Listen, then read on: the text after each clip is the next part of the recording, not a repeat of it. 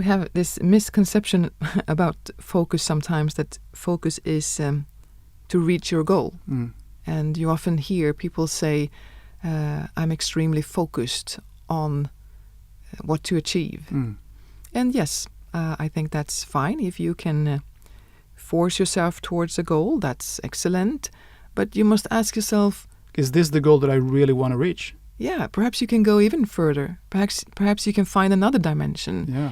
Perhaps you do not talk about focus. Perhaps you actually talk about being obsessed. Yeah. And this will make you lose the ability to see opportunities popping up. And this will make you lose the opportunity to reflect deeply, and perhaps also lose the ability to interact with quality with other people.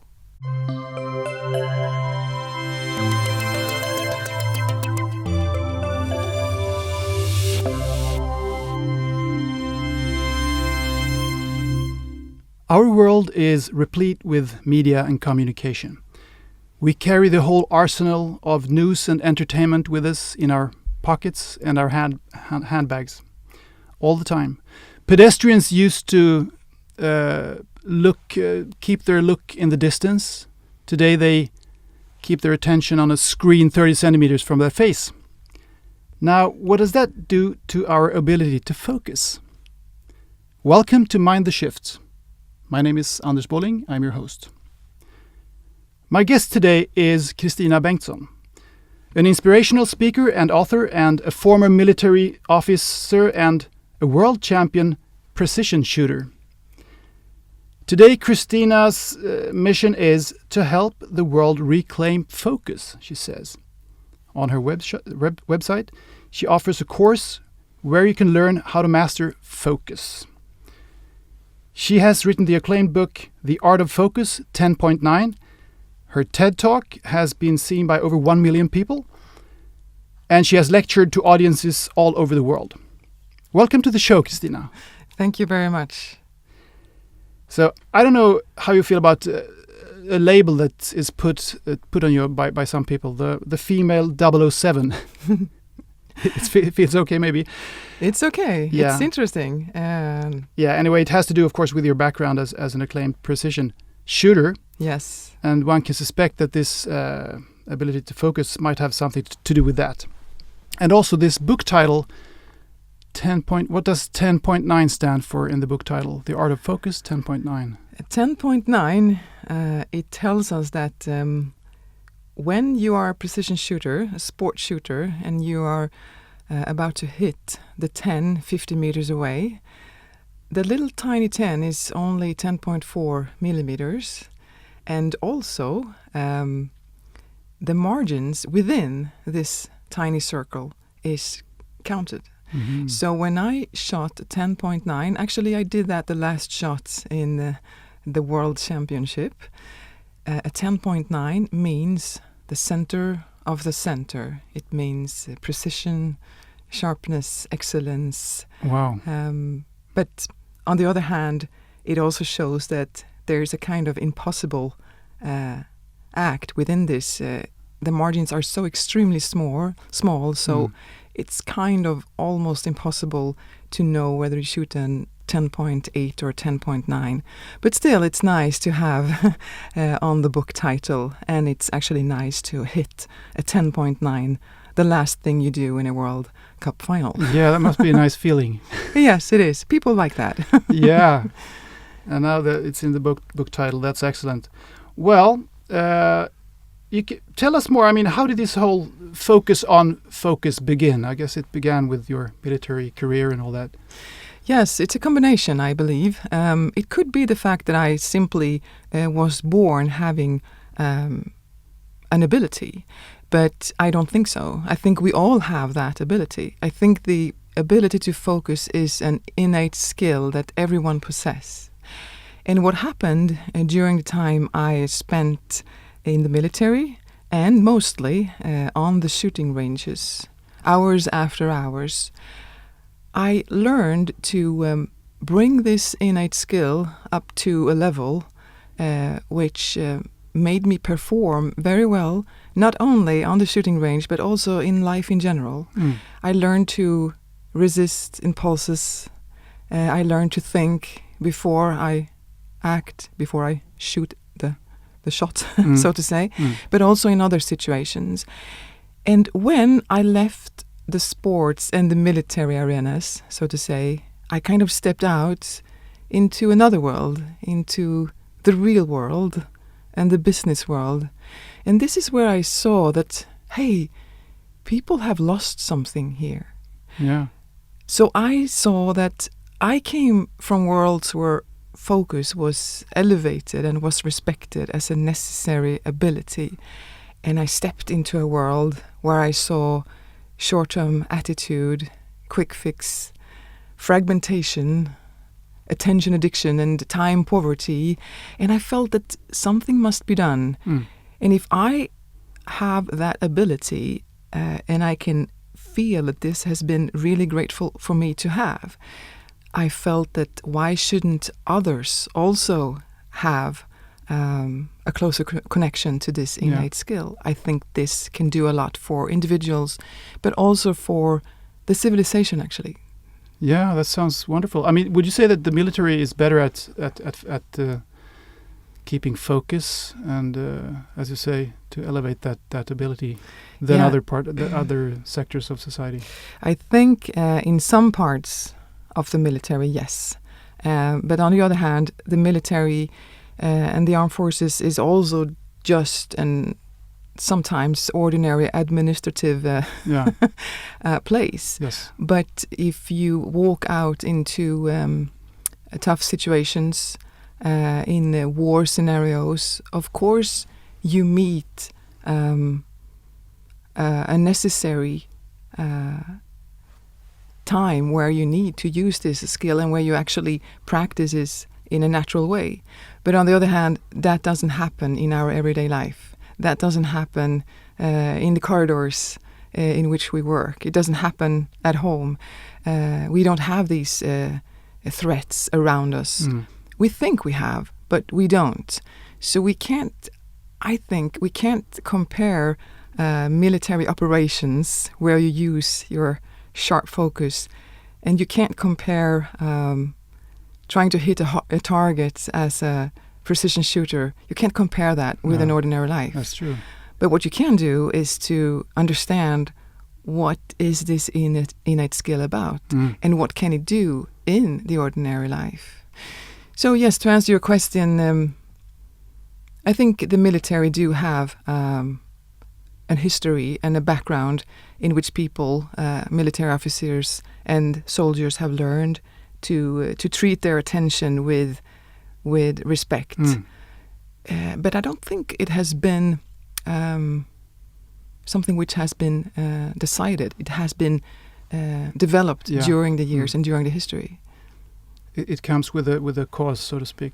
Well, it sounds a little bit like as if the military is still in a place where all of humankind perhaps was tens of thousands of years ago, when there were a lot of dangers around and we had to focus. And I have sometimes talked about this proclivity we have to scan for dangers even when there is no dangers, and which makes us very worried and anxious. And think that things are going to go down the drain, but maybe because we have this lizard brain telling us to scan for dangers. But in the military, that's something you're supposed to do. So maybe it's more natural to keep that old, as you say, innate ability. Yeah, actually, within that context, it's easier to focus when there is a threat upon us, a threat that we can, so to say, touch on, that we can see. But what happens now in this era of our history is that the brain cannot see the difference between real dangers and perceived dangers. Exactly. We have something which is called automatic attention, and we also have controlled attention. If we simply explain the difference, automatic attention is where the brain unconsciously reacts upon something and more or less uses your attention on the spot, like something jumping up upon you and you need to do something directly to save your own or someone else's life, well, then you do that automatically. That's a great attention. That's a great focus to have.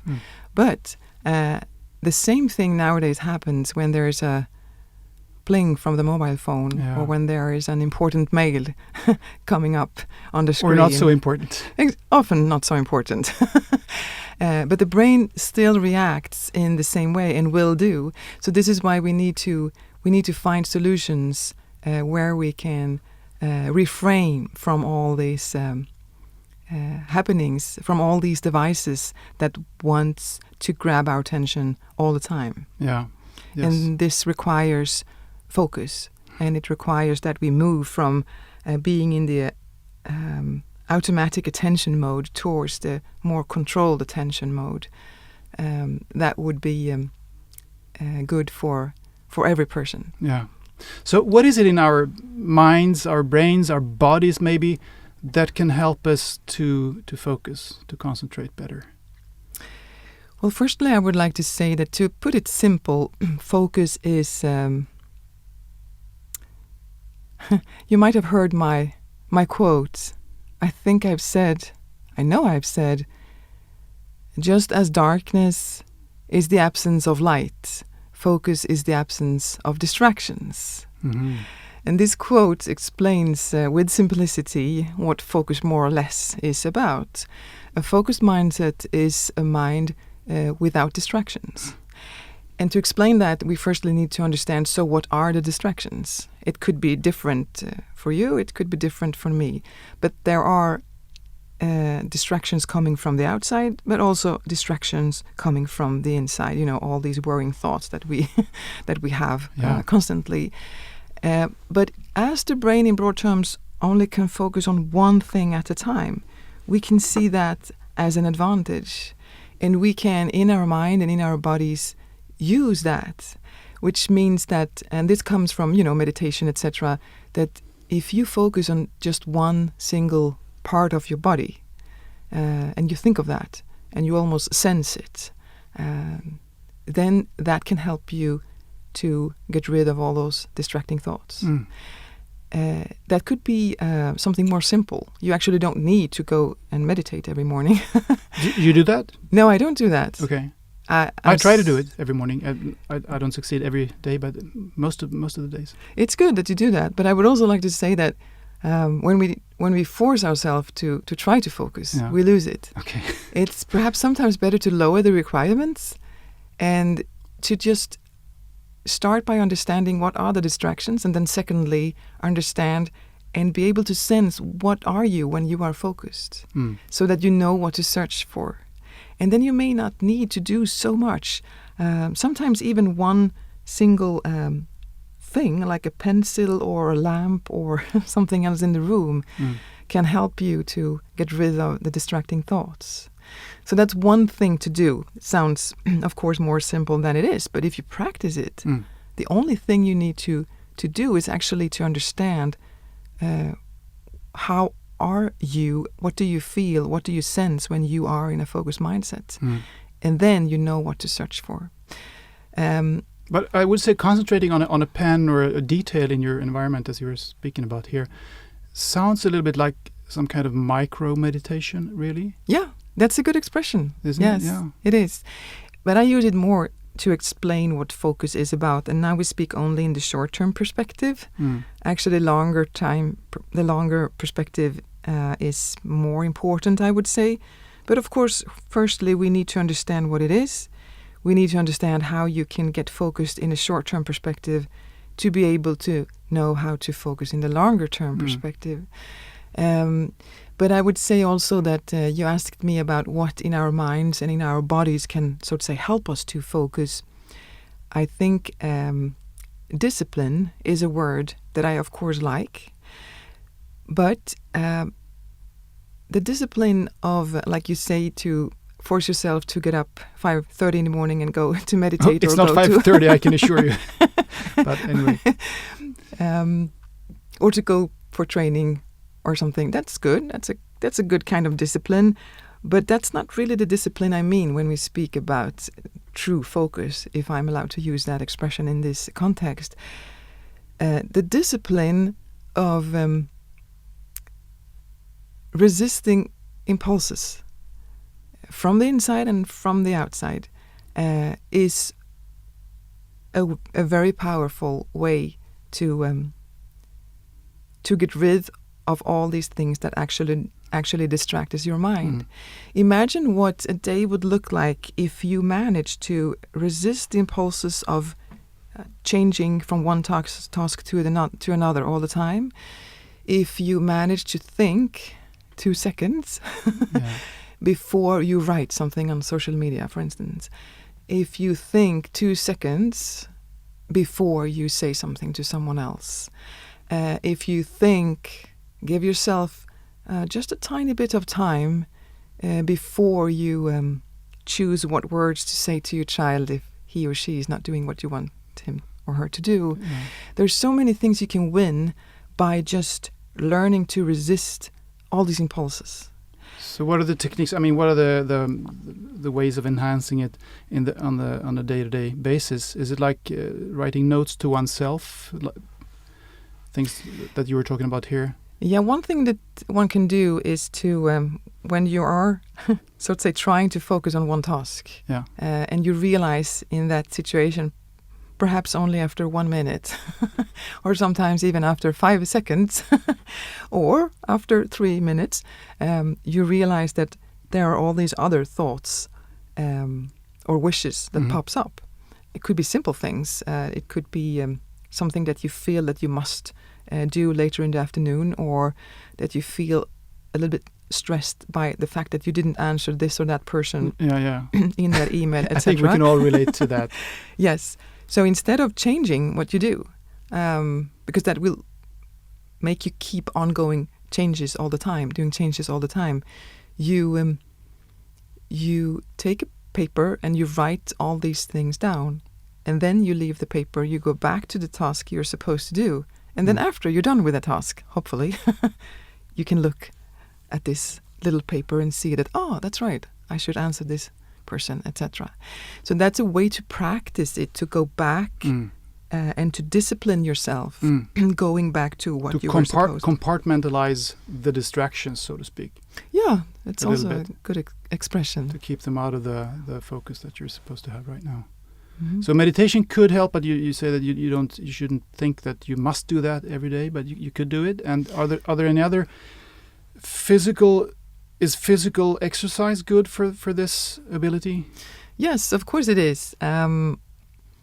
It is. But again, I've realized, speaking to a lot of people, what mostly people ask from me, so to say, when they when they call the Ghostbuster focus role model, they usually ask for becoming more efficient, or to go as fast as they can from A to B, or to become even more excellent in a peak performance situation.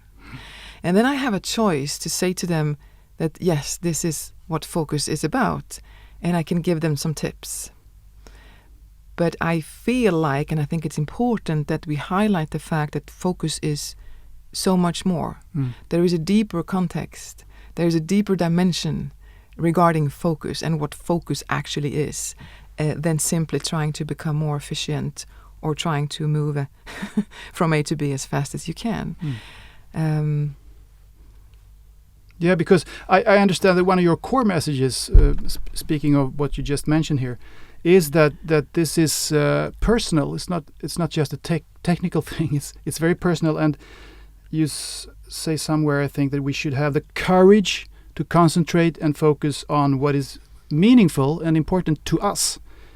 And is this, in a way, I mean, I speak sometimes to people who are spiritually inclined, and they can be spiritual teachers or inspirers or whatever in different contexts, but they often talk about the importance of listening to, following your passion and listening to your heart. So would you say that this is another way of saying that we should listen to our hearts? Whether you think that is spiritual or not, yeah, it doesn't matter. It doesn't matter. We don't need a name upon it. No.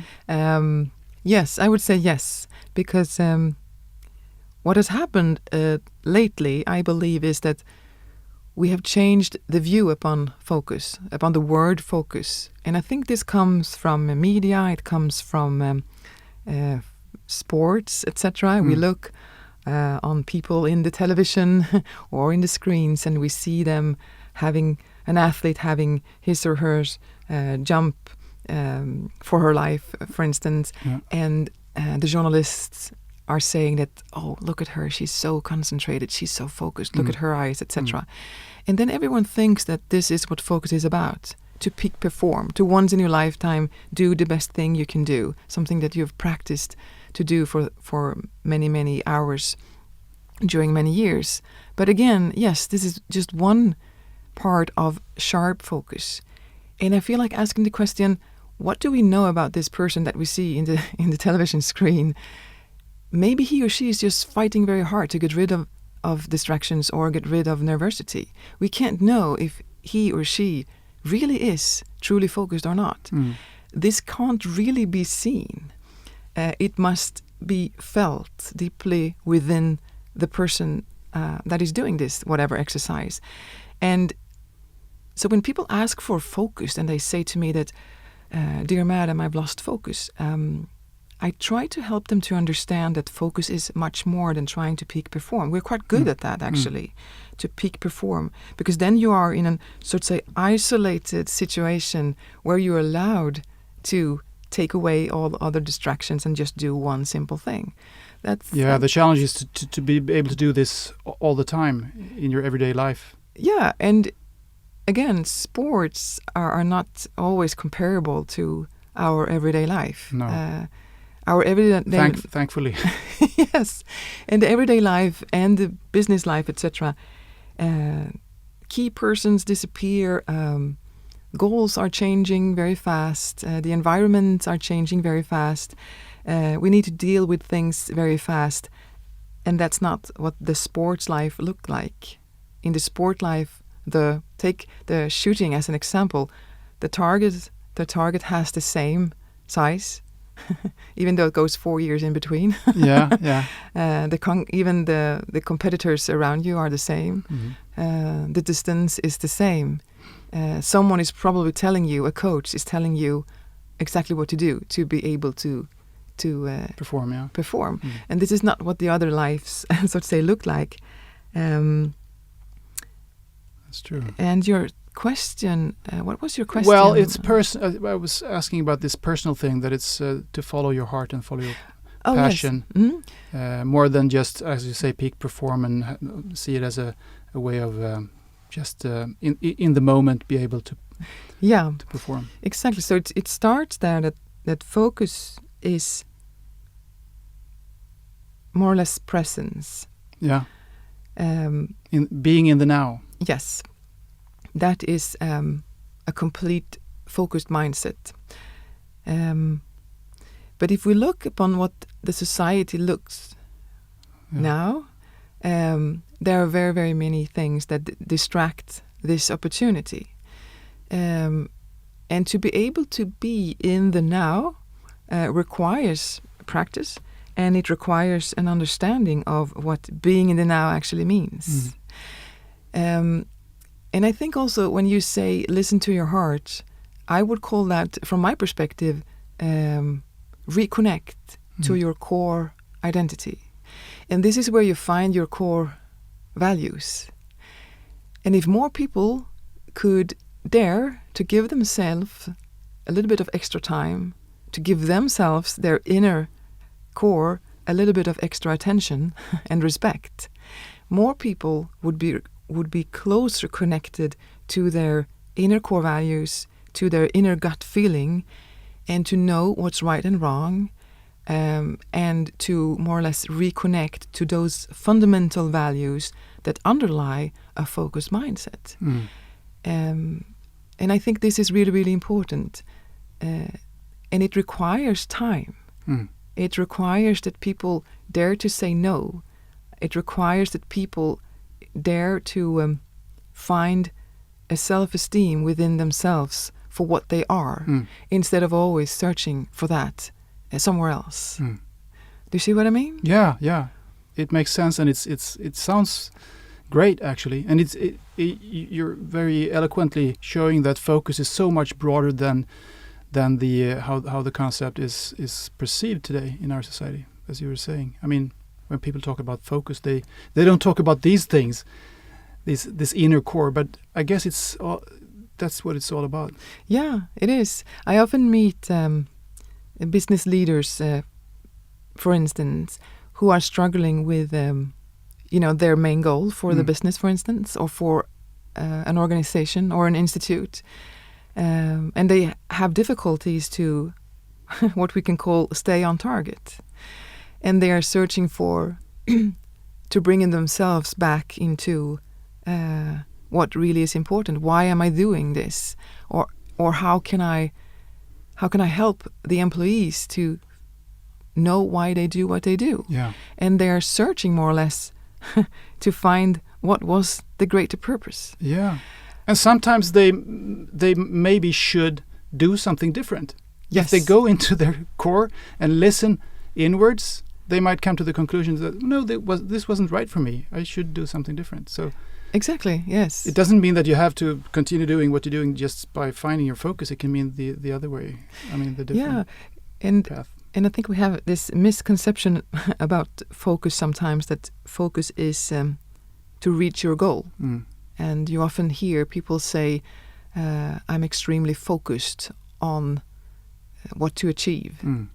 And yes, I think that's fine. If you can force yourself towards a goal, that's excellent. But you must ask yourself, is this the goal that I really want to reach? Yeah, perhaps you can go even further. Perhaps you can find another dimension. Yeah. Perhaps you do not talk about focus. Perhaps you actually talk about being obsessed. Yeah. And this will make you lose the ability to see opportunities popping up. And this will make you lose the opportunity to reflect deeply, and perhaps also lose the ability to interact with quality with other people. And in the end, I believe interaction with other people is what makes us a little bit of what we are as well. So sometimes people sort of say lose the ability to focus by focusing too hard. I understand exactly what you're saying. Yeah, maybe it's more obsession than focus, as you say. Yes, and this comes back to that short-term focus is a prerequisite for long-term focus. I often take a typical shooting match as an example. I'm sure you've heard this one before, but still, imagine you have 60 shots in front of you. You're supposed to hit that tiny target 60 times in a row. Not just a target, you need to hit the 10. So you need all your qualities, all your potentials to be able to perform in those seconds. If you in that second, shot number 1, shot number 2, etc., if you in those seconds start thinking about what will happen if I win? Yeah. What will I say to my mother when I call her and say that I won? Yes. Or even worse, you start thinking about what happens if I lose again, often. What happens if I get so nervous so I actually don't even hit the target? I destroy the walls instead. Those thoughts can appear. So if you start thinking about the goal or the fear of what's going to happen if you do not reach the goal, you're out. You're not focused. This means that you need to learn the short-term focus and to at least understand what that is, to be able to, in the extension, reach where you want to go. But this also means that in these short-term perspectives, a very focused mindset doesn't always mean that you only think of the goal. It rather means that you open up your mind setting so that you can get access towards your inner, as you said before, your inner capacities. And this is also where you find the ability to, if it's in another to dare to say no, to dare to make a change, to rethink, to even redirect your focus. Yeah. It's even in an ordinary situation like having a conversation like we are having now. It's very obvious that the ability to be present, to have focus, as you say, is really just changes the quality of that conversation enormously. If you can just kind of forget yourself when you listen to the other person, and you can forget yourself, you're not thinking, you're just listening. Yeah, it's so much more interesting, and it's so much more developing, because but we're bad at that, most of us, I think. We tend to think about the next thing we are going to say when we're listening, quote unquote listening to the other person, which is really rude, but we don't even think about it because we think too much. Yeah, and I like the word empathy. Yeah. And like I said before, who doesn't? we all do. We should use that word more often. Yeah. So let's use it now. I said before how the brain only can focus on one thing at a time, easily expressed. Actually, you can use focus as a shortcut. You can use empathy as a shortcut to focus. Because just like you said now, two people are interacting, are speaking to each other, having eye contact. And if you are perhaps in an interview or in a nervous situation, you meet someone who's on a higher level than you in a workspace situation or something like that, workplace situation. It often happens that you or people think about, do not forget to say this, or remember now to say this to get the deal through, or don't forget to also explain this and that. And that's actually, if I'm allowed to say, a kind of egoistic mindsetting. You're thinking about yourself, what you shall say and what you shall not forget to say in a situation where the best thing you can do is to get rid of all these thoughts, because they're actually distracting you for being present and for being truly connected to the other person. Yeah. And rethink again, who is the other person? You can never know. I mean, you never know the other person anyway. You can't. You can have an idea what's going to be said, but you can't really know. No. There's always going to be some words that you didn't expect, and that's what makes life interesting. Yes, and you feel that when you interact with trust and with attention. So actually, you can use thinking about the other person like a shortcut to actually become focused. And if two persons meet like that, something happens, and you gain trust. And I think you gain, a sharper memory of the situation. I think so too. I think that's one of the most marvelous things you can experience in life, actually, when you've had a very, very good interaction with another person, a good conversation. It's kind of elevating afterwards. You feel that something happened, that you raised yourself a level. Yeah, and it brings perspective to that ordinary life that sometimes can feel grey, and the greyness is perhaps not that bad. No, or if it even is greyness, but you can call it that, I guess. But I don't know if you read this famous book by Eckhart Tolle, The Power of Now. It's a spiritual book, but it's very big. Many people have read it, and he has said, he holds so many talks. I listen to them sometimes, and he has this metaphor that you should go through life as if you were walking on a path, and there is fog, there is mist all around you, and you have a spotlight on your forehead shining on the path, and that's where you're supposed to focus all the time. The other things are, they're happening over there, but you don't have to think about them until they maybe cross your path. Something comes in your path. Then you can deal with it. You don't have to deal with everything all the time. No, What do you think about that yes, metaphor? I'm very well aware of Eckhart Tolle. Yeah. Of course. And I've seen so many similarities actually to what I have performed throughout my career, so to say. Yeah. And this is where I realize also, speaking about spirituality. Spirituality. Thank you. and presence Yeah. and the power of now, as he put it, and meditation. And sometimes I feel, people may think that I'm cocky when I say, if someone says to me, like you said before, do you meditate every morning? And I say no, and I can follow up that meaning, that sentence, and I could say no, I don't need to. But this of course means that because I have practiced this throughout so many years, being a precision shooter, and that's where I learned to live. Probably, I can't be 100% sure because I'm not Eckhart Tolle, but I can assure you that I, at least from my own perspective, think and believe that I live exactly the way he expresses. Yeah. We more or less speak about the same thing. If we speak about short-term focus, and this is where the importance comes in with the connection between focus and kindness, and that requires time. And so many people walk around today thinking that they do not have time, and I think Time is all they have. Exactly. I think it's sad.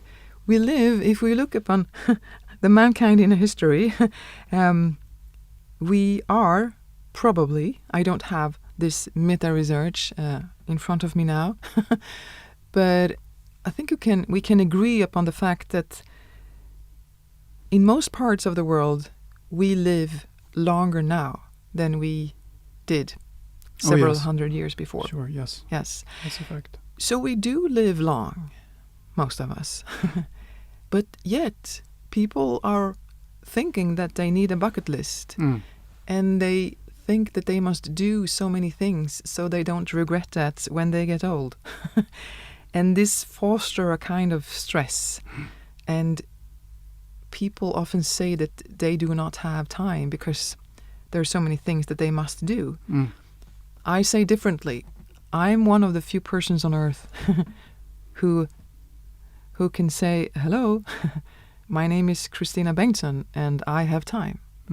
Because there are so many things I don't need to do. Yeah. And this helps me focus.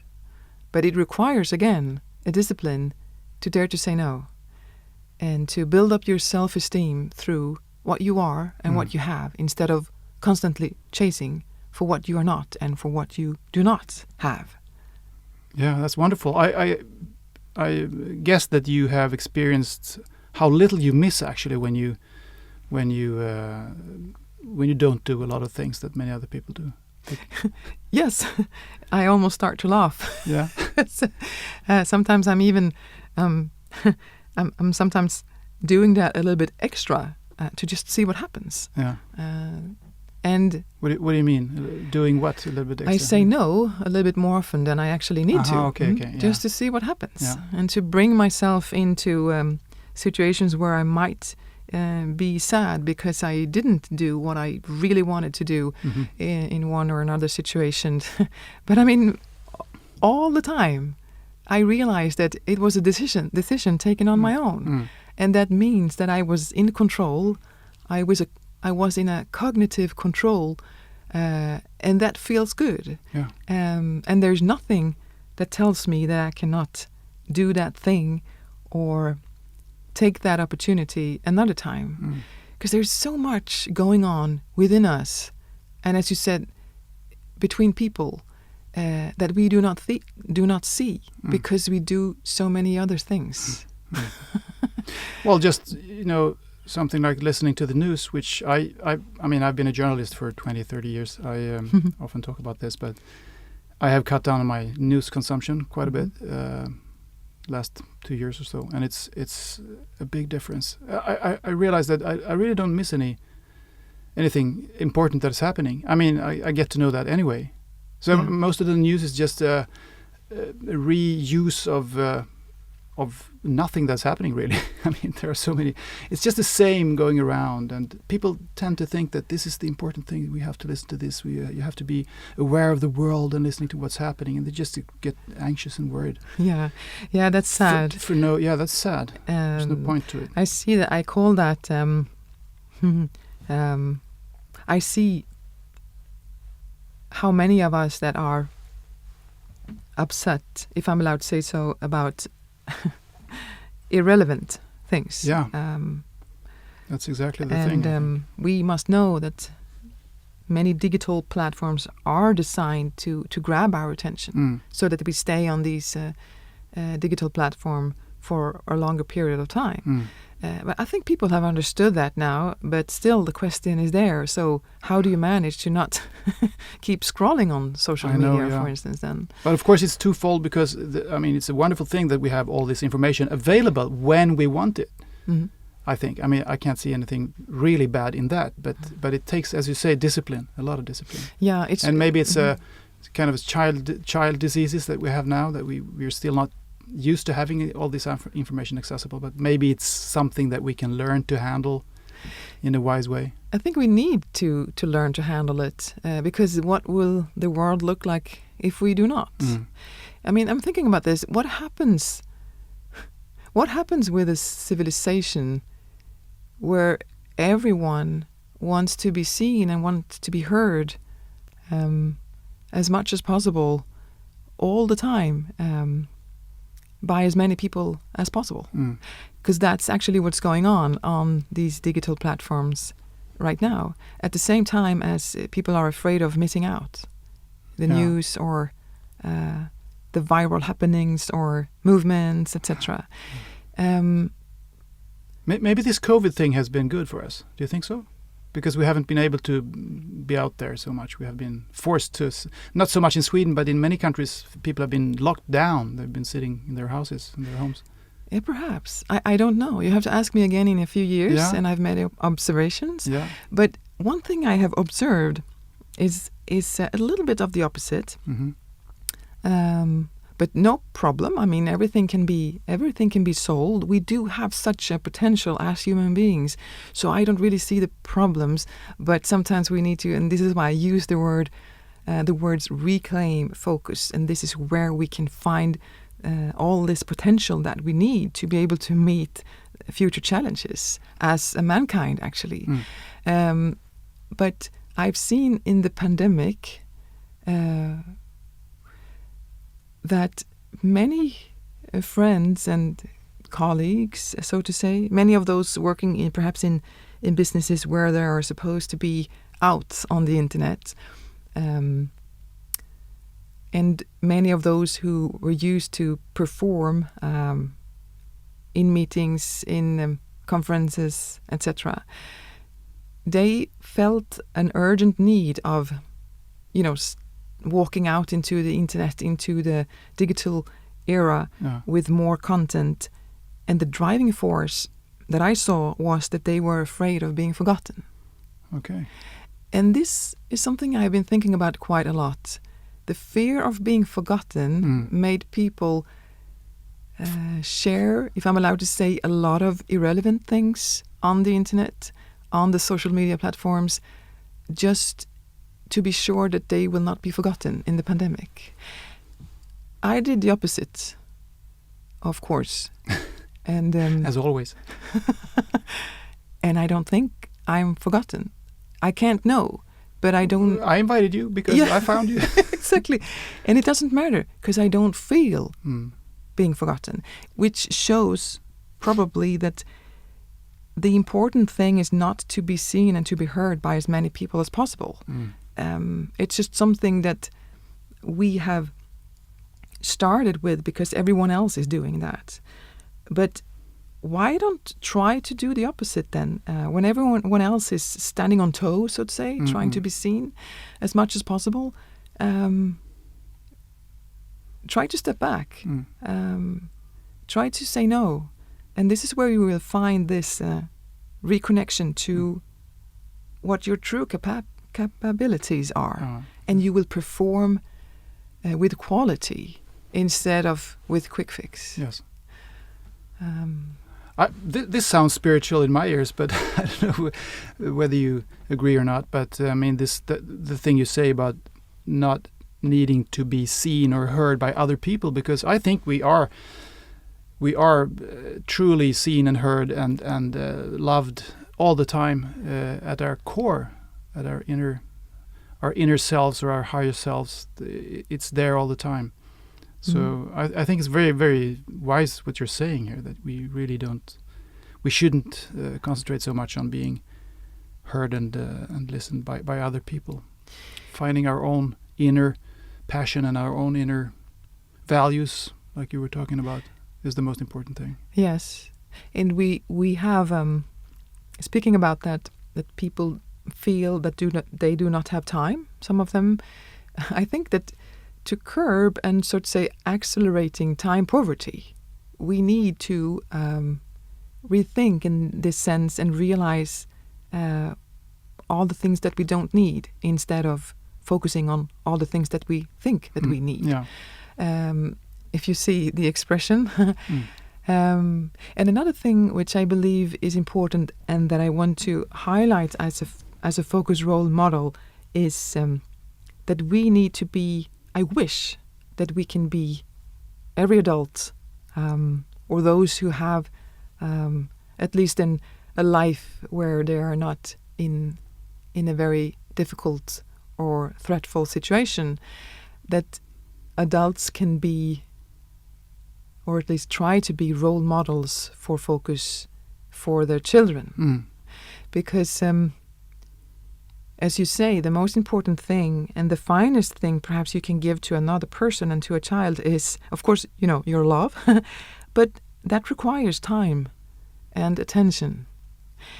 And sometimes I get the question whether focus, the ability to focus, is inherited in us or if it's something we learn in life.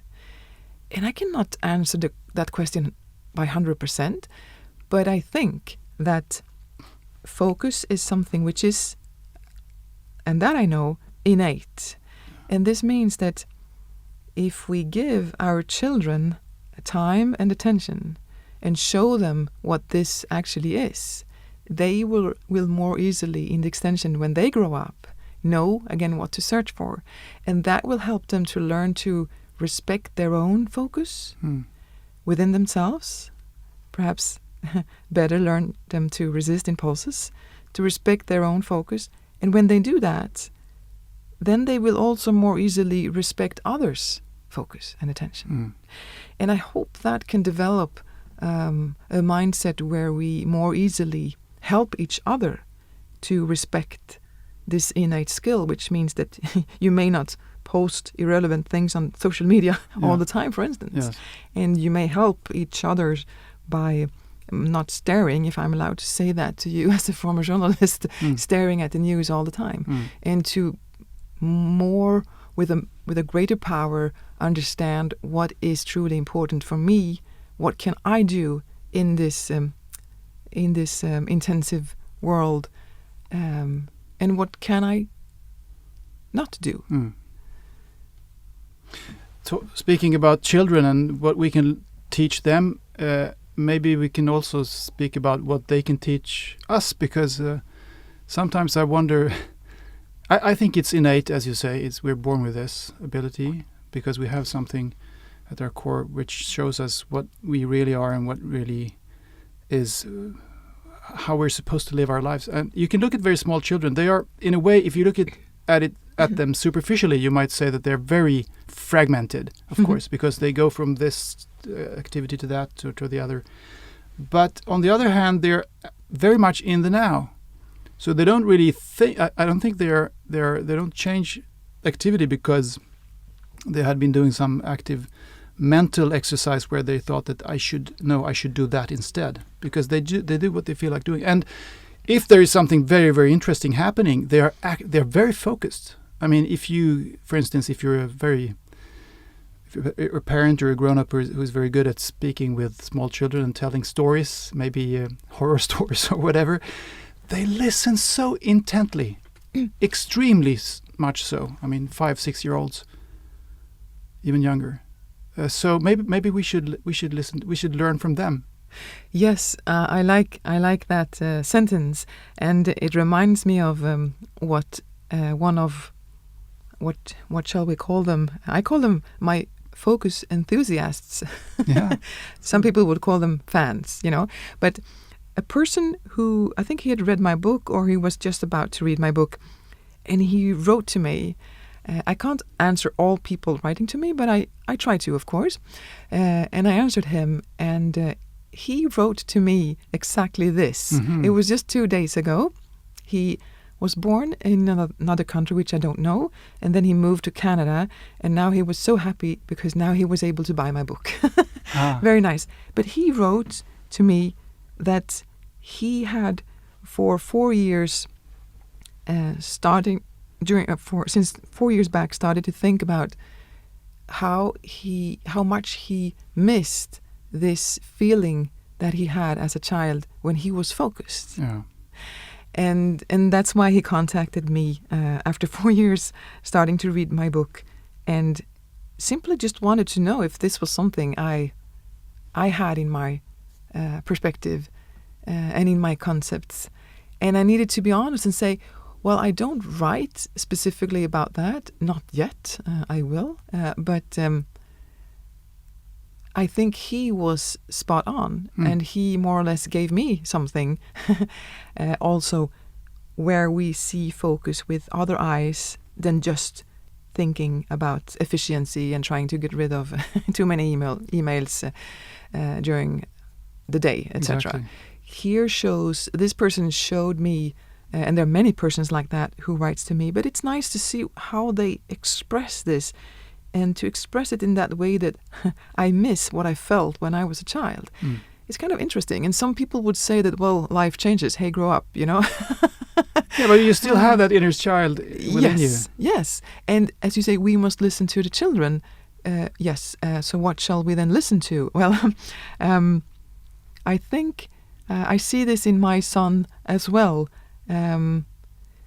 What I think we can do is to protect that innate skill and to allow it to grow. And if you are an adult and you feel that you don't know how to get back to that feeling, I mean, don't be scared, because I think it is there. I think we just need to get rid of some of all those distractions that we have, and also these inner thoughts that are distracting us all the time. Because when you express that, and you give the example of a child being very focused and listening to a story, for instance, there is no fear in that child. No. There is no worrying thoughts about how do I look, or what will happen if I do not succeed with my exam, or if I do not succeed with my company, or how will I have enough time to do this and do that, or thinking that I may not be good enough, I need to do more. There's nothing. Maybe we should teach them less, actually. We should unlearn some things that we teach them now. We should encourage them to keep that ability to stay in the now, all the way up to adulthood. Yes, to the extent that we can do that, because we are victims of that. Yes, that bad mindset. But anyway, I think we as adults also can help them by not helping them too much. Yeah. If you see what I mean. Yeah. Because we already have a large amount of help in Google, in all other platforms. You can search for whatever, and you get information in a second. And this is good. This is very, very good, of course. But it also makes us to not give ourselves the time to reflect upon our own. How can you, as a person or as a child, deal with these problems that you are facing on your own?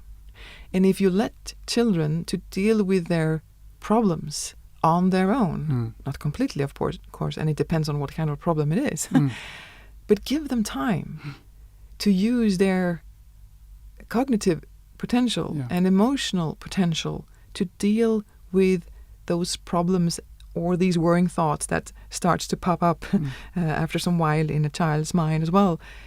And if a child can solve a problem on his or her own, that gives a great self-esteem. Of course. And that also shows a kind of cognitive control. Yeah. And they have it in them. Yeah. They will find the solution if you just let them. I mean, we can be guardians more than teachers. We shouldn't tell them what to do. We should, as you say, I agree totally. Yeah. Let them solve the problems themselves and then be guardians, watch over them, and be there for them if there is a problem, but don't intervene too much. Right. I think so. Yeah, that's beautiful.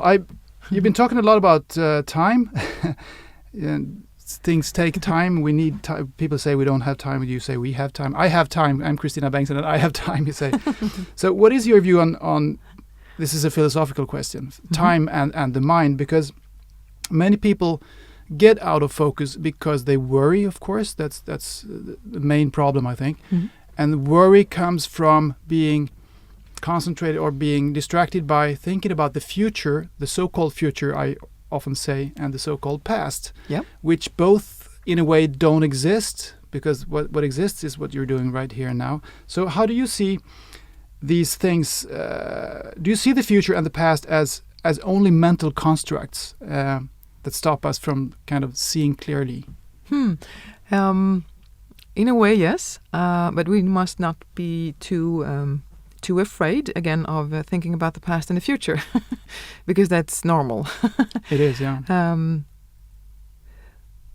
I have something which is called the focus model, and this is where I have made simplicity out of this complex mindset setting, which we can call focus. Focus. And this is exactly what I express, that we are many who worry about the past. Why didn't I say or do this? Or we worry about the future. What happens if, etc. And as you say, many people are either in the past or in the future all the time with their thoughts. Yeah. And of course, that means that they are not in the true present. And it also means that they are not being able to get rid of all these distractions, get rid of the thoughts, back to Eckhart Tolle, Stop thinking. Where they can be close to their core identities, where they have this gut feeling and where they have the ability to actually use a great kind of potential, both from their consciousness and from their unconsciousness. But it's interesting also what you said here in the start of this question, that we often think about the future. And then a lot of people would say that, well, but we have to think about the future. How will we otherwise know where we are going? And me as a former athlete, and I do have some medals, you know. Yeah. Gold. Yeah. I usually lost many more times than I won, but well, that's a part of the journey. It is, yeah. So I'm a master of failures as well. That's good. And I think this has also then helped me then to understand that, again, forcing your mind and your thoughts towards what you want to become and where you want to be doesn't really help you to perform in the actual moment. And what you need to do to get somewhere, really, and if you want to make real change or do something really good, well, you need to perform in the moment. And this, again, goes back to how short-term focus is a prerequisite for long-term focus. But it's interesting also with time. We have this perception of time that it goes fast.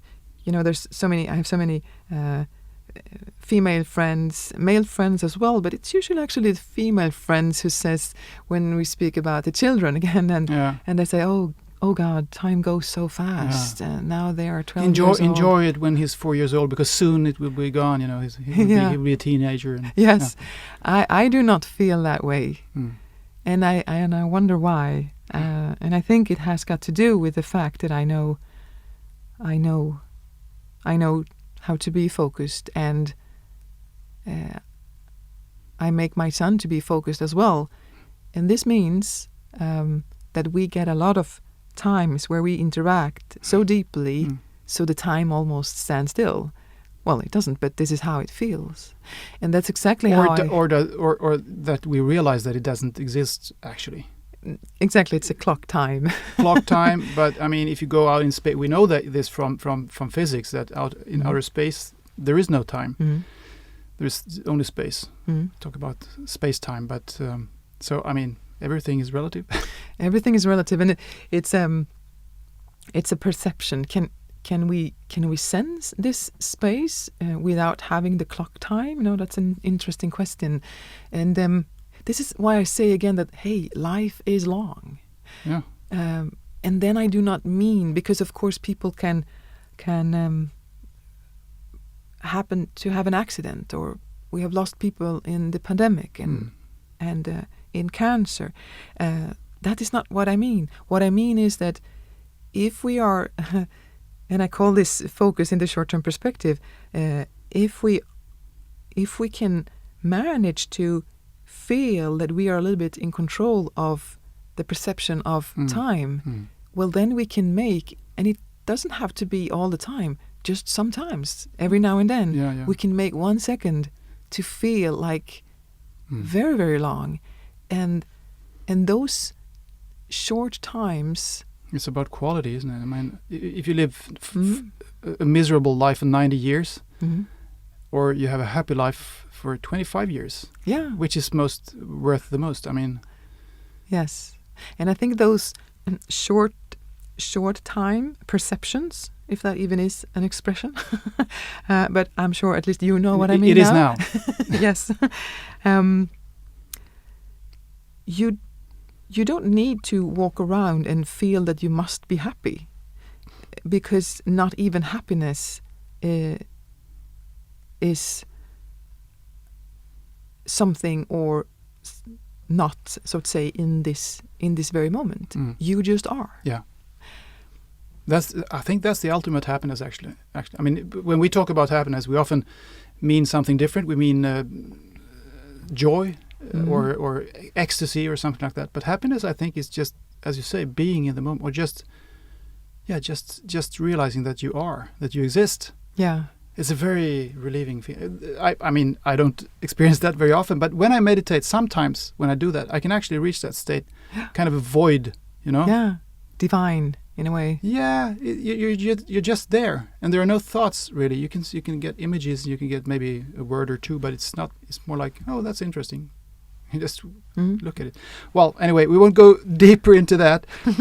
Wrapping this up here, we've been talking for a long while, and it's been super interesting. I'm just going to give the audience some takeaways from your book here, The Art of Focus 10.9, where you say that focus is about selecting the right thought from thousands in your head, doing one thing at a time and doing it well, staying sharp under pressure and being yourself, daring to make a decision and stick with it when faced with endless opportunities, clearing unimportant things out of the way and finding time despite outside demands, acting constructively right here and now even when you're feeling anxious, and appreciating the value of what you have and what you are. Fantastic. Christina Bengtsson, you have a website where the audience can go to find everything that you're about, don't you? Not everything. I've heard that I'm kind of a mystic, and I think I'll stay that way. Okay. Well, I do have a website. Some relevant things about you can find. Yes, absolutely. Yeah.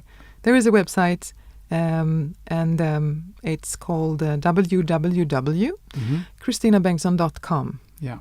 And then, of course, I'm nice. A little bit on social media, but not much.